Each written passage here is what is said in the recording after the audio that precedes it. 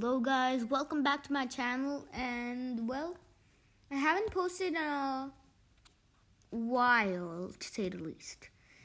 Anyways, I really hope you liked the last book memes video, and it got like 6 views, so that's a good sign, I guess. I'm surprised it even got any views like after I posted for that long. Anyways, is the intro like over? Oh, one thing. The book I'm about to read is called Harry the Poisonous Centipede. And Harry just said to me to tell you guys to like, subscribe with all the notifications on, and follow me on my Instagram. And bookworm is _WOS. All of them are lowercase. Otherwise, then he will bite you. Since he's a centipede. And I don't think it's pleasant to be bitten by a centipede. So anyways, as you already know, today we're going to read Harry the Poisonous Centipede by Lynn Lloyd Banks. I hope I pronounced that right. And it was illustrated by Tony Ross. The reason I picked this book today was because, like, on the cover, it's written that, like, someone said, a squirmingly magnificent treat. Iron Wybrow. I have no idea who he is, but I'm guessing he's someone famous, so I decided, why not read this on my channel? Anyways, I know I haven't posted in a while, so I really hope you like this video. It'll just be like a Diary of Wimpy Kid videos in like parts. And at the end, to be honest, nothing surprising will happen. I don't think so. So anyways, about Harry. Harry was a poisonous centipede. You may think that he's not a very nice thing to be. But Harry thought it was fine. He'd never been anything else, and he liked being what he was. If you told him centipedes are nasty, scary, creepy crawlies, he would have been very surprised and rather hurt. And if you told him that biting things with poisonous pincers was wrong or cruel, he would probably have told you not to be ridiculous. Okay, so first things, let's clear out the boring stuff. Centipedes are not nasty, scary, creepy crawlies. From what I've heard, like, if you threaten them, that's the only time they'll bite you. Plus, they're kind of like a house cleanser. They cleanse of, like, all the little bugs in there. So, I don't really know if they're nasty, but I'm not guessing it. But yeah, looking at a centipede, like the first time I looked at a centipede, I was just like, Jurassic Park came to life, people. Pack your bags, we're moving to Mars. No, seriously. Centipedes, when you look at them, they're very scary. But actually, I think they're not that scary anyways. How else would he get anything to eat or defend himself from creatures wanting to eat him? Of course, you cannot just talk to Harry like that, even if you'd met him, because he couldn't have understood you.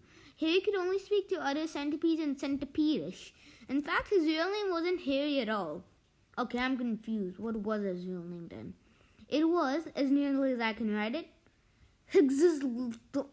okay, I don't even know what I'm saying. So technically it's HXZLTL. So it's kind of like, okay, jeez. But Harry, you have a messed up name. And so, yes, you see the problem at once. There are no vowel sounds in centipedish. Now that you think of it, vowels would be much helpful in there. Anyways, just a sort of very faint crackling. Like it's replaced with the vowel sound, like the faint crackling. What am I saying? And what you could do is put in some vowel sounds, some A's, E's, I's, O's, U's, and U's. So you can try to say his real name. Then you could call him Higzalittle. That's what I called him, I think. Or Hogzalotl. That's weird. Perhaps even Hagzalutl. But still, you wouldn't be anywhere near the real sound of his name, which is why I call him Harry. So let's call him. Let us call him Harry too, okay? He lived in a very hot country, what we call the tropics, with his mother.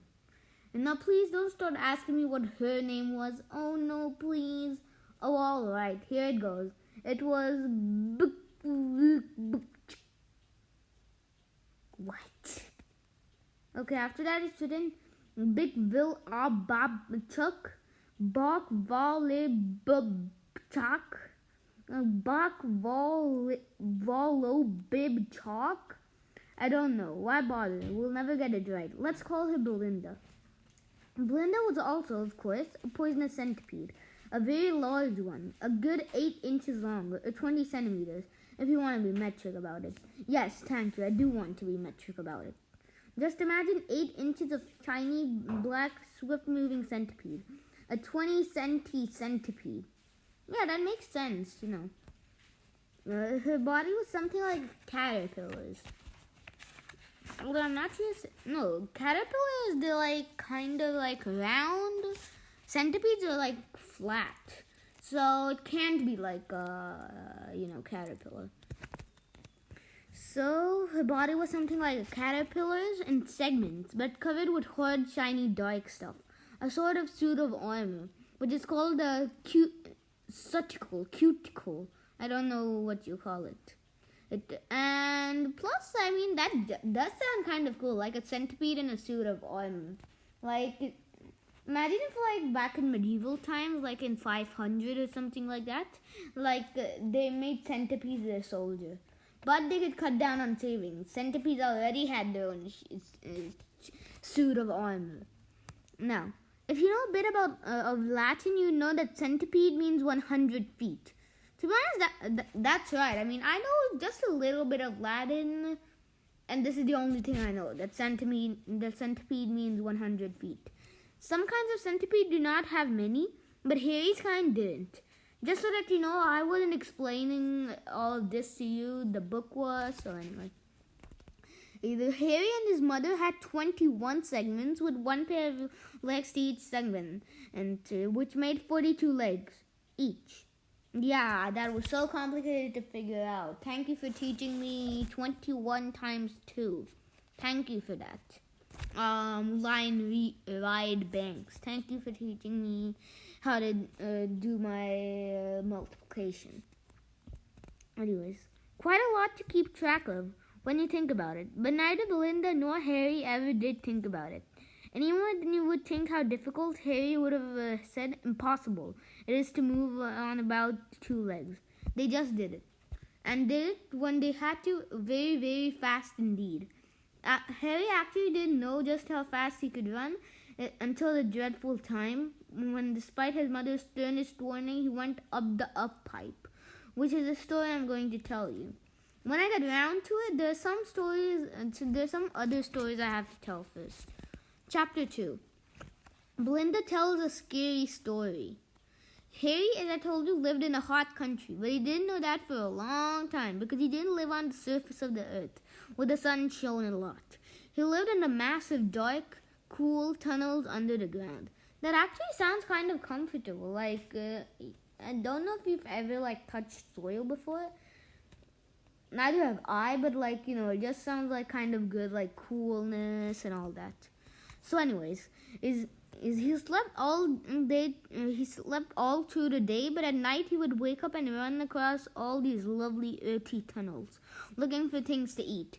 What things? Well, if you must know, worms, slugs, beetles, and spiders. Okay, that ruins the underground for me. All kinds of insects and creepy crawlies that were smaller than him.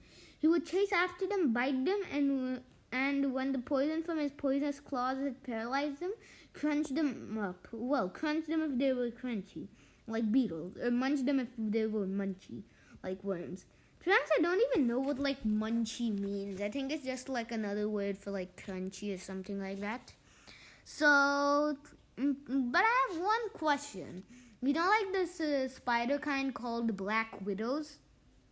What would he do against them? I've heard black widows are extremely poisonous. But I guess the black widow really wouldn't hurt him because of the hard cuticle. So, anyway, Belinda, being much more than twice his size, could tackle big things like toads, small snakes, young mice, and lizards. But then she could go up to the surface to hunt. Only for a short time, though. Why wouldn't it flip? Centipedes mustn't get too dry or they can't breed, and it's much easier to keep damp underground. If she heard something thumping about on the surface that sounded good to eat, she'd nip along an upgoing tunnel, scurry to the thumping thing, whatever it was, and if it wasn't too big, she would bite it with her poisonous pincers and drag it back down to the tunnel shared with Harry. But one thing, like how do you hear like a good meal? How do you hear it? Like, I know humans aren't exactly like born hunters. Like, we don't hunt for food exactly. At least some of us don't, except for hunters and fishers and all that. So how do you hear something that's good to eat? Anyways, Belinda was a very good mother. I can tell that. When Harry and her other babies first came out of their eggs, she'd make them something like a little basket to keep them in, and tended them carefully until they were old enough to fend for themselves. It's a centipede nest. A centinest. No, that just means 100 nests. Yeah. So I don't think a centinest would be that, pleasant. All her other many children had gone off and left her. That's sad, as young centipedes usually do. But Harry stayed. He loved her and she loved him, calling him love names like best in my nest and pride of my basket. She was always scared that something might happen to him, so she carefully warned him of any dangers. But first thing, best in my nest, like, I understand how, like, it could rhyme, like, oh, I love you, best in my nest, and all that. Like, I understand how that could rhyme, but, like, pride of my basket? That doesn't rhyme at all. It does the total opposite of rhyme. And so, of course, he didn't take much to notice. He was a big, strong, armored centipede. That's a child centipede. Yeah, I could tell. With 2 fine, poisonous claws, who could run faster than anything like he'd ever met. What could hurt him? Lots of things, Belinda said firmly. There are many things bigger than you. When you're grown up and go to the big open no top world, and you must not do so before, or you'll find you're not the biggest thing around, and you'll find that you're not the biggest thing around by any means, or even the fastest.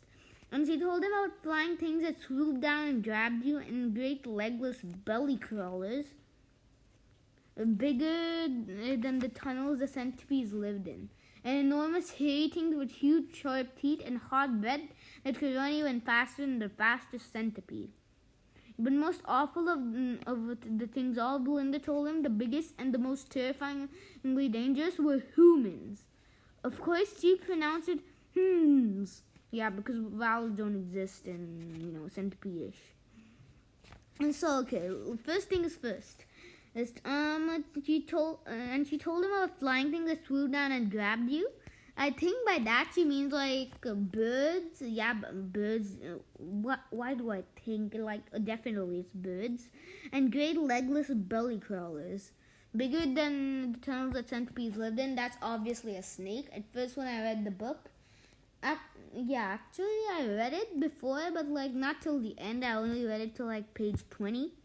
The great legless belly crawlers. At first, I had no idea what they were, because I thought it wouldn't just be a snake, because snakes obviously they can be the centipede.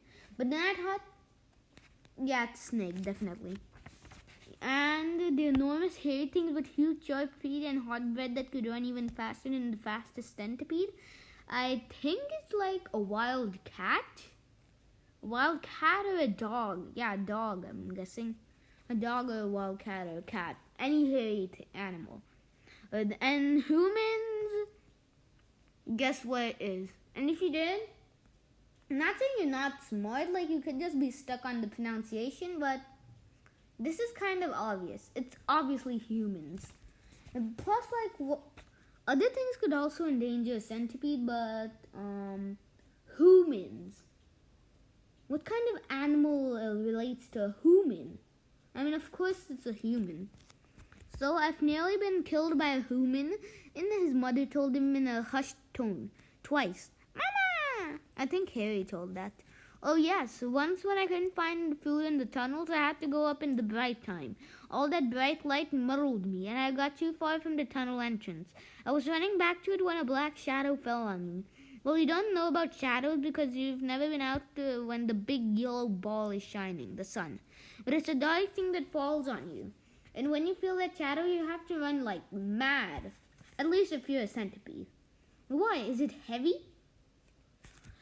Oh my god, Harry. I understand since you've never seen like a shadow before, but I mean, it's like a black thing that like suddenly goes on you, and like if it just drops on you, how will you run if it's so heavy? You drop it off, even if like it was heavy. Anyway, no, it doesn't weigh anything itself. But behind it, there's always something. And this something this time was a huge, heavy thing that came crashing down. It just missed me. I just ran out of time. And although I ran as fast as I could run, this huge, heavy thing kept up with me.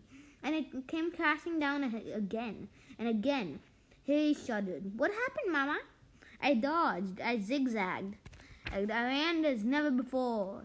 Suddenly I saw a tree with some leaves lying under it.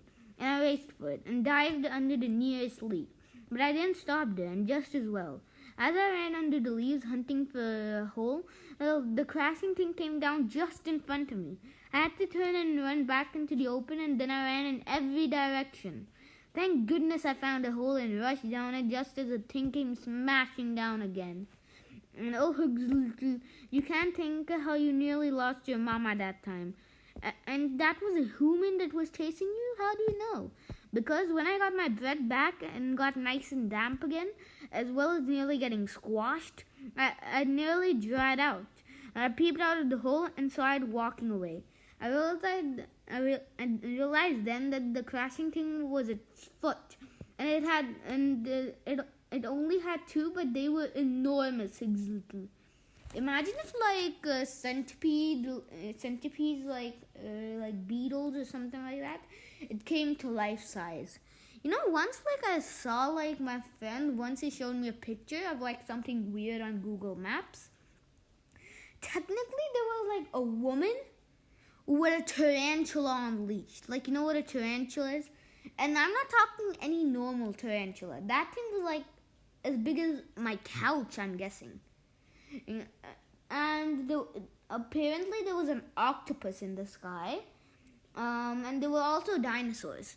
The minute I saw the dinosaurs and the giant tarantula, because they came after the octopus cloud, so I was like, it could be maybe the octopus cloud thingies are just like an illusion. And but when I saw the dinosaurs and the tarantula, I was just like,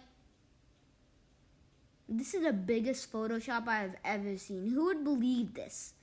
And then my friend told me that someone actually believed him. Well, I can't believe who that is, but bravo, dude. Whoever believed that was living under a rock. Literally. No, I mean, like, dinosaurs got extinct like 65 million years ago. And I mean, you still think there's some out there? I mean, it's possible. Even I had some even once, like when I was really young, I had a theory that like it could be that like dinosaurs didn't actually die, but they like went to another planet, like in another dimension. And now that you think of it, nah, I don't think it's possible. Anyway, but they were enormous, little. How big, Mama? As long as me, and then as long as me again. And that's just his foot. She stood in front of him, waving her feelers in a very solemn way. And now that you're a big senti, I have something very important and dangerous to show you. And to be honest, I don't know, like, how you can, like, be a big centipede. Like, how do you even, like, calculate the age? Harry, please tell me, like, some other book. And so, chapter 3, The Warning. She led him through the usual tunnels and then turned off along one she had often told him to never go down. It slowed downward deep into the earth, and they followed until they found themselves in a big kind of cave. A cave made of dirt. But he did say big kind of cave, so I'll let him go. It felt very damp here, extra damp, and there was a gleam down below, a pool. Harry got excited. Ooh, Mama, look at that water. Is it like the sea? Can I play sea centipedes? Harry had heard many stories about his cousins who long ago had moved from the earth tunnels to homes by the ocean. But Belinda shook her head. No, Hugs Little, this is no place to play. It's very, very dangerous. Now come over here and look up. Harry could now see that there was a faint light in the cave. It was coming from a tunnel above their heads that seemed to go straight up. What a funny tunnel, he said. It's so straight, and its walls are as shiny as your cuticle, Mama. Yes, no centipede burrowed this one. You can see it's not made of earth like our regular tunnels. It's made of some horrid shiny stuff. It's not easy to get a grip on it with your feet. It's not easy to get a grip on it with your feet. But just the same, it's possible to climb it. I know because he stopped suddenly. Only you mustn't, Hugs Little. Do you hear me? You must not go up the up pipe. Okay, why not? Because it leads into the place of the humans.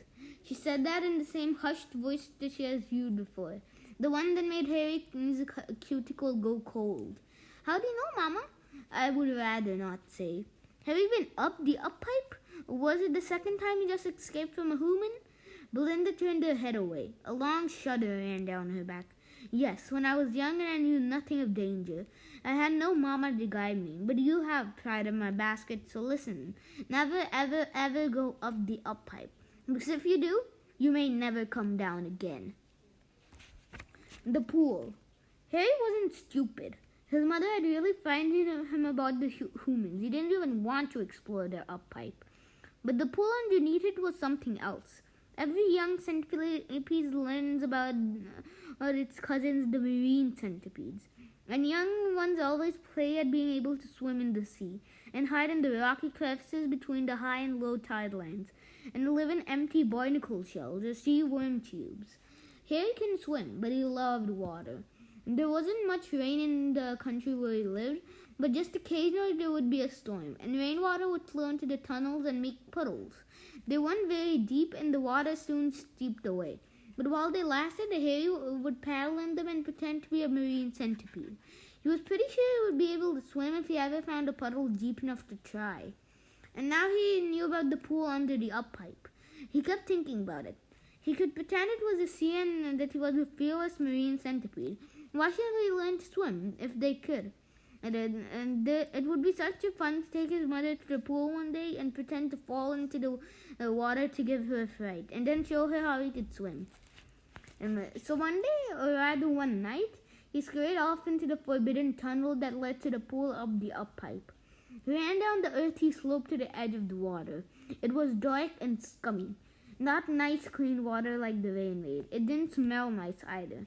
This was because the up pipe was a drain, which carried away a human's dirty shower water. But Harry didn't know that. He was determined not to be put off. He turned around and tried the water with his back feelers. And that was all right, so he walked backwards until his rear 5 segments were in the pool.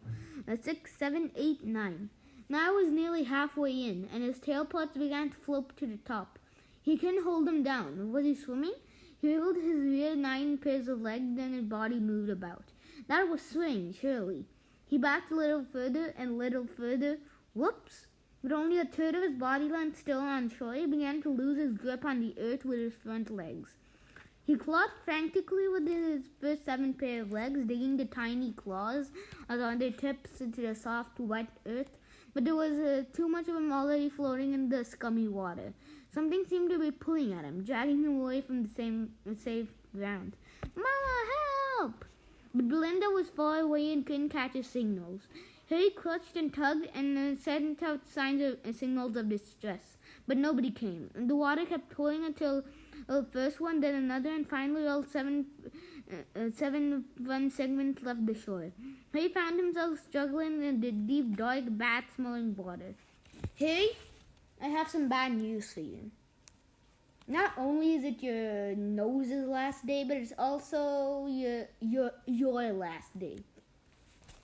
I don't understand how the book is like, how many pages is this thing?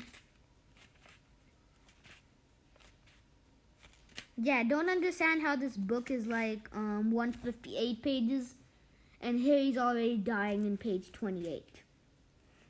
So he found himself struggling in the deep, dark, bad-smelling water. Already read that. Kicking and squirming, he carried along through the darkness. He kept going under, and the water entered his breathing holes. He had one in each segment.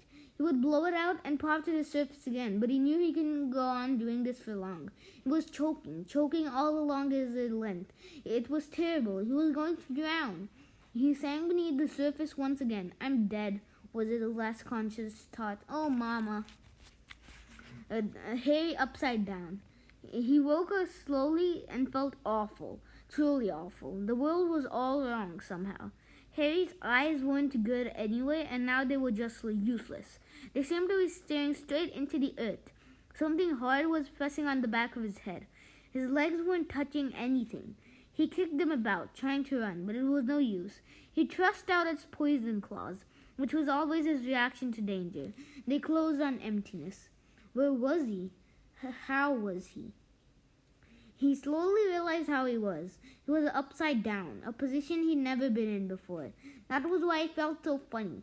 He didn't realize how lucky he'd been. He'd been washed to the side of the pool or stream or whatever it was on his back. Because of this, all the water that had gotten into breathing holes hadn't drained out.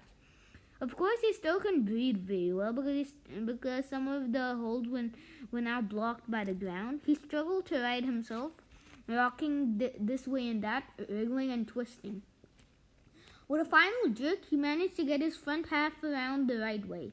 After that, it wasn't hard to turn the rest of himself. He looked around. The pool wasn't there anymore, just a long, muddy channel. It seemed that the water flowed down it, like the rainwater in Harry's regular tunnels, and then soaked away somehow. Harry tested his 21 segments by lifting them one by one off the ground, and all his 42 feet by moving them in the air, in sort of a ripple. First along one side of him, and then along the other. They seemed to work. What a relief.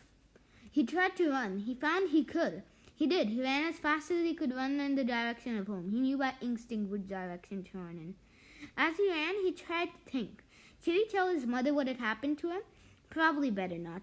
Even though he hadn't done the one thing she told him never to do, go up the up pipe into the place of the humans. Even though he didn't do that, by the way. Anyways, guys, so this will be the end of the video. I really hope you like it. As I told you, like, subscribe with the notification bell on. And if you want to know when I post more videos, then please follow me on Bookworm WOS. Bookworm _ WOS on my Instagram. All the letters are lowercase. And anyways, see you next time. Peace. Bye. Anyways, guys, bye.